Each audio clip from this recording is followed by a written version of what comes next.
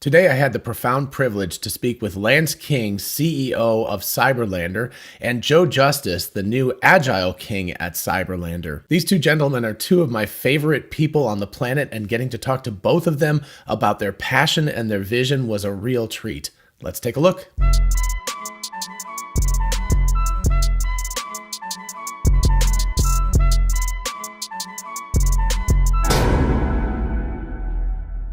Joe, what's up?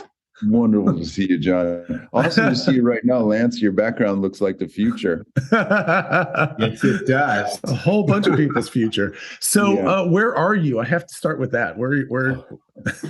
I just flew from Munich, so sorry, I'm jet lagged. I'm I will sure. do my best to be chipper and happy.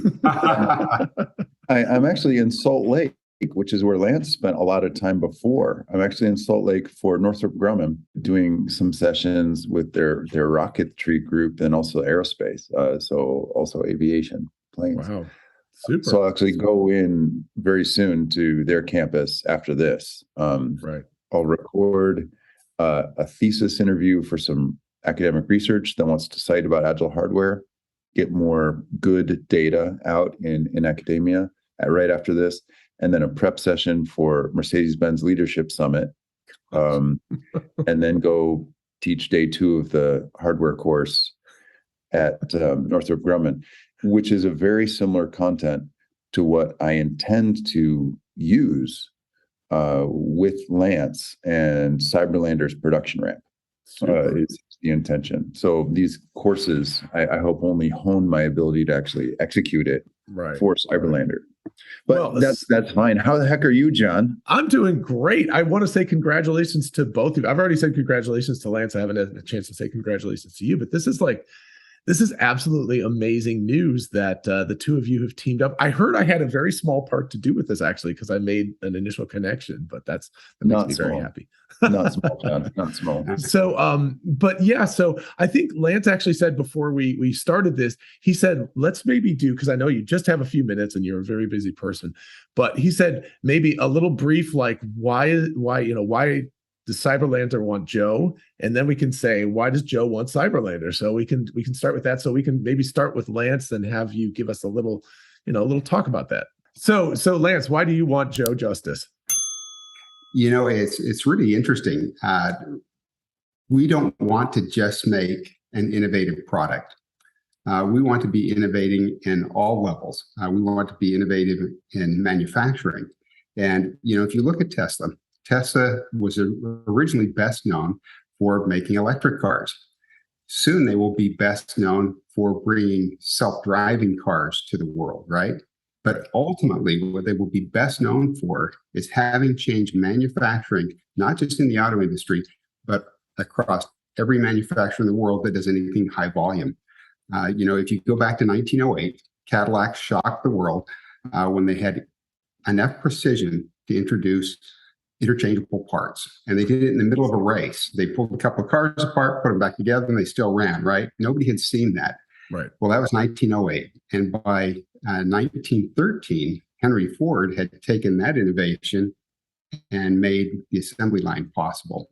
And that brought down the cost of a car by an order of magnitude and forced not just the auto industry, but every manufacturer to change to assembly line manufacturing.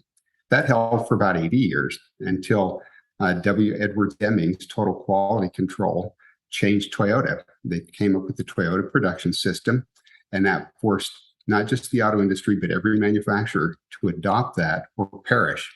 And now Tesla's doing the same thing with agile manufacturing. And you will have to switch to that or you will disappear. You will not be able to compete. And so we thought, okay, if we're going to innovate with the product, let's innovate with the manufacturing and every other area we can. And that means agile. And Joe is the agile guy. So of course we want Joe. And we're just thrilled that he's excited to join us. Awesome. That works for me. All right. Yeah, there we go. So Joe, flip the script. You've been living the life of traveling the world and consulting and all of this kind of stuff,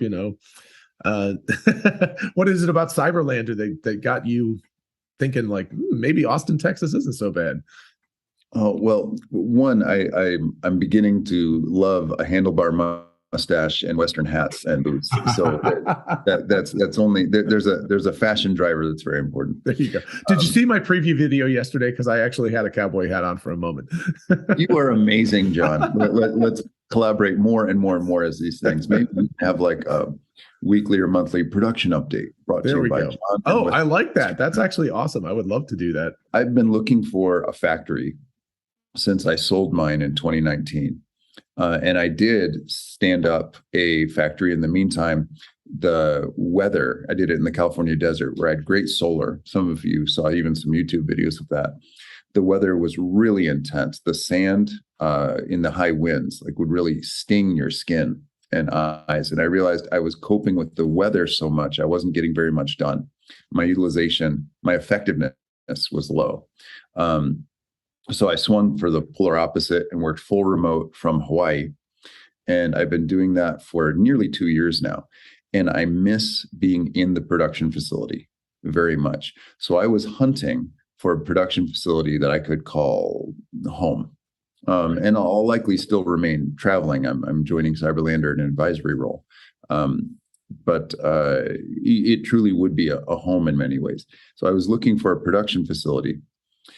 And my eventual goal is space housing. When Musk says, spread the light of consciousness out among the stars, that's it. So as insane to say, my long-term ambition for Streamit and Cyberlandr might be even longer term than Lance is currently entertaining. Right. But I'm truly looking for, if you imagine a Cyberlandr with even more of the innovations that Lance has planned in orbit. Right. That's I think part of the reason I'm alive is to try to attempt towards those kinds of things. And some of you have already heard that I'm saving up for a Starship launch right now. I'm trying to aggregate about $100 million US to buy out a Starship launch. And what I hope it's full of is a bunch of what Cyberlandr grows into being. So to deploy in a chain like a Starlink chain, but of homes. Wow. Now seeing some of Lance's future product visions, some of the product roadmap, I said, this is the most near to my ambition, my deep passion, my possibly unattainable, but deep passion, space housing. And I saw nowhere else where the materials chosen, the techniques chosen, the teams chosen, the technologies inside chosen were more compatible anywhere. And I said, if I could pick, I'd be part of Streamit. I would be involved in this product roadmap and append my dream product roadmap to it as it grows. First, you got to execute wonderfully on the initial breakthrough product on Cyber. Right. And provided that that's done in a way that the market loves it, then I get to have my cake and eat it too. So I was drawn to Cyberlandr like a magnet. Awesome. To fulfill my eventual goal of space housing. That's awesome. And I know I'm going to tease this because I think Lance and I are going to have a chat sometime in the next couple of weeks about a next product, actually a previous product that is a next product. So anyway, but more about housing, because your vision is much bigger than what's behind you. That's, product number one, but there's a roadmap and it's very exciting. So yeah. There was a project that inspired Cyberlandr, but preceded it. And we'll talk a little bit more about that in a future episode. But you can see how, the audience can start to see how Joe and Cyberlandr are really aligned. I love that you have this passion about people living off the planet, and it's a huge amount of work. Habitation is critically important for anything that's not Earth, because you can't leave it. That's pretty much what you get. You get to live in your habitation all the time unless you have a spacesuit on.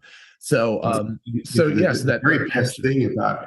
Sorry, John. The very best thing about a house is also the very worst thing about it, and it's that permanence. It locks you down to a location, right? Right. And that has held back so much human growth because, oh, we're stuck in this spot, we can't move, kind Right. of thing. And if you can have the best of both worlds, you probably ought to. So, Right. It's fascinating. I love the Fall of Civilizations. It's a podcast, and I listen to these incessantly. And I just finished the Sumerian one, and they built walls to hold themselves in and giant things. It didn't work. It's like there is something to say about a more flexible life pattern where you can get out and you can go other places. And what's right behind you, the Cyberlandr, is perfect. I mean, it's just, yeah, there you go. I mean, you take a Cybertruck, you put a camper on the back of it, and I think, Joe, in the press release, you said, this is more Cyberlanders have been pre-ordered than the entire pop-up camper market for 2021 or something like that, if I'm remembering correctly. It's incredible. It's disrupting the idea of what is a camper. I think that's incredible. it's not just disrupting what is a camper, it's disrupting what is a car. Yes.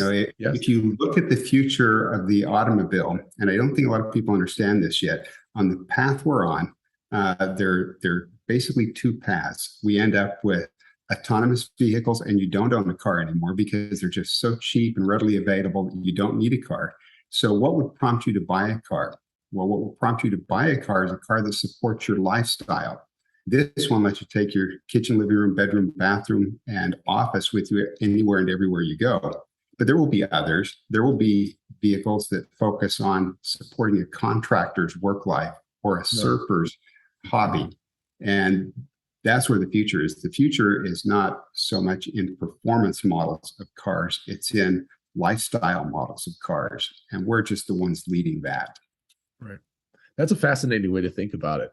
It is something where you think about, like, when you start getting this vision of having robo-taxis and not owning cars anymore, it's about what can you get that's a unique value out of a vehicle.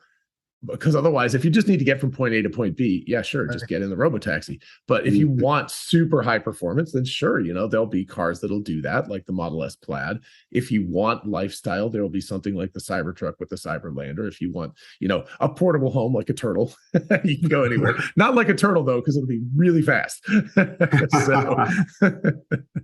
But yeah, I don't know. And I know you have to go very shortly, Joe. Do you have any final words for us in terms of your thoughts? Like, what are you most excited about working on? And I know it's Agile, and that's going to be fantastic. And I want to talk to you more about that later, in a separate chat perhaps. But what are you most excited about working with Cyberlandr in particular in the near term? I read Lance's book, Democracy 2.0, what's necessary for democracy to endure and grow and spread another 200 years. And one of the fundamental themes was the idea of being self-sufficient so that you don't have to rely on nanny care systems as a trade for your liberties. So you can maintain your liberties because of a self-sufficiency. And then you can accept support because you choose to accept support. You're not dependent, especially as a trade for liberties.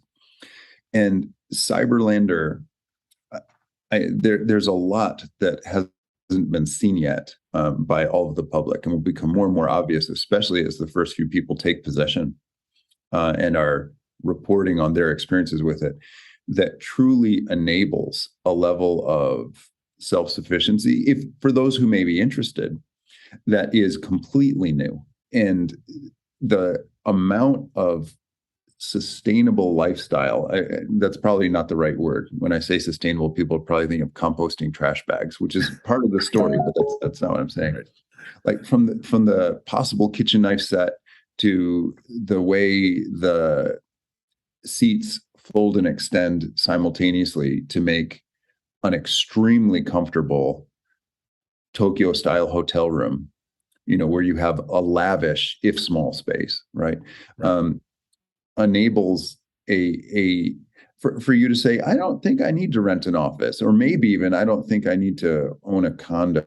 And really, you're a mailbox away from whatever you like. And with the solar that's on there now, extending the amount of time you're able to stay at the beach or stay in the mountains or backcountry is phenomenal. And with possible augmentations to that, augmentations to that, potentially stay out indefinitely. So with Lance being keenly aware and driven in part by independence, endurability, self-sustainability, as a political, if not even lifestyle ethos, right? So it's core. And then my wish to eventually have space housing. I'm so excited about extending Cyberlandr's already prodigious ability to support a lifestyle off-grid for longer and longer amounts of time. Because if you think of a camper, right, something that most of us can wrap our heads around. I mean, the idea is actually much better than that, but we can start with the idea of a camper. Right. And then you allow it to be self-sufficient longer and longer with recycled gray water, et cetera, longer and longer and longer and longer. What you eventually get is an extremely comfortable hotel room, which can be your office, your meeting space, but with a full kitchen. Right. That maybe eventually you never have to leave. I mean, you'll have to add in some additional systems, but the product roadmap goes towards that. Well, then you have your space house, right? Sure. Then you have components that are useful for the Mars colony that SpaceX is intending to make, where it's if the shipments stop coming for any reason, right, the colony perpetuates, right? Well, I'm a modular architecture person. A useful module of that is StreamIt's product roadmap. And that's what I'm most passionate about. What I actually think I'll be directly doing is sleeping on the shop floor in a sleeping bag and being part of production. I mean, Elon Musk sleeps at the bottleneck, and Elon Musk does the work in mob. And what I aspire to be is StreamIt's Elon Musk, the person sleeping on a sleeping bag. Now, luckily, I think Lance and I have enough overlapping core vision that decisions made when either of us are away, because whoever's on the production floor, that's the decision that actually goes into the product. Right. And you don't want to wait. So if I happen to be there and Lance isn't, or if Lance happens to be there and I'm not, I mean, let me be clear, I'm not engaging as a co-owner. I'm engaging as a advisor. Right. But just because of who's there, decisions will be made without each other. Luckily, our core visions, I think, are aligned enough that I think the product will only improve as a result. Yeah, Joe will be a co-owner because all of our team members are co-owners, right? We want everybody to have a stake in the company. Right. That's the rising tide lifts all boats philosophy is a good philosophy. So yeah.